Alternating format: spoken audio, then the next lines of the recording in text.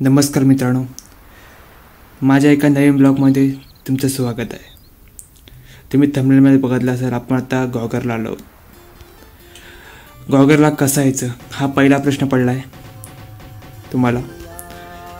गॉगरला तुम्ही चिपळूणवरून बस पकडू शकता। चिपळूण ते गॉगर ह्याची तिकीट 90 रुपयाच्या आसपास आहे।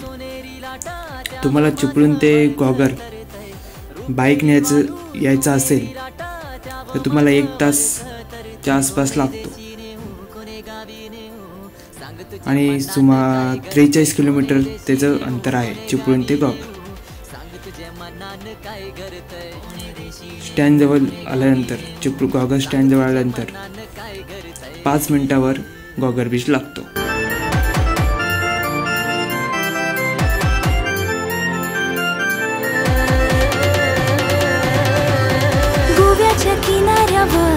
नखवा भरीन नेशलका नील सागरी दुनियेची सफर देशीलका।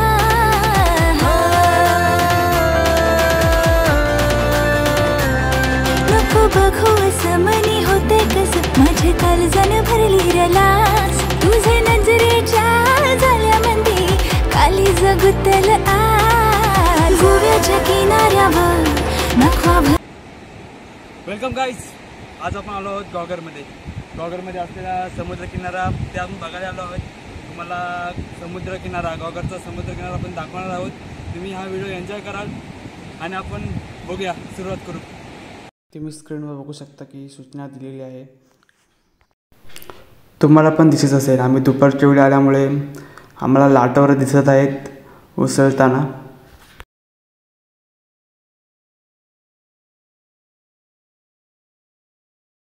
करायला म्हटलं तर फोटो पाहिजेच रे।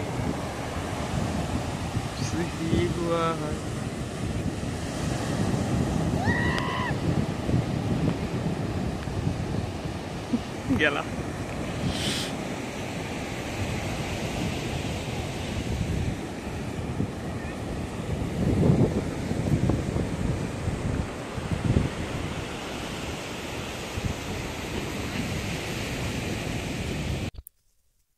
आता आपण गॉगर बीच तर काहीतरी माहिती जाणून घेऊ।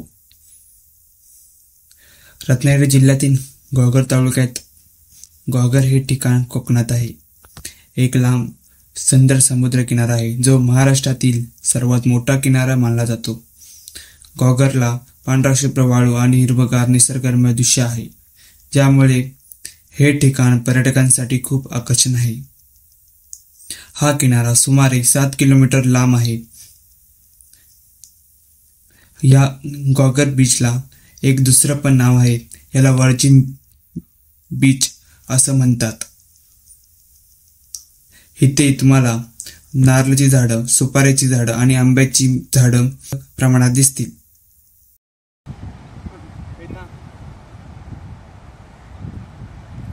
नमस्कार, आता मी आपला गॉगर बीचवर सगळं फिरून झालंय। आता तुम्हाला फक्त एकच सांगायचं आहे की ते कचरावर टाकण्याची बघू शकता। ते कचरावर बाहेर न टाकता तुम्ही कुठल्या पण कचरा कंटेनर टाका, मग कोणाला जेणेकरून त्रास होणार नाही, काही नाही होणार आणि पर्यावरणाला पण हानी पोचणार नाही, हे तुम्हाला सांगायचं आहे। आणि असा सपोर्ट करत राहा आणि भेटू दुसऱ्या व्हिडिओमध्ये।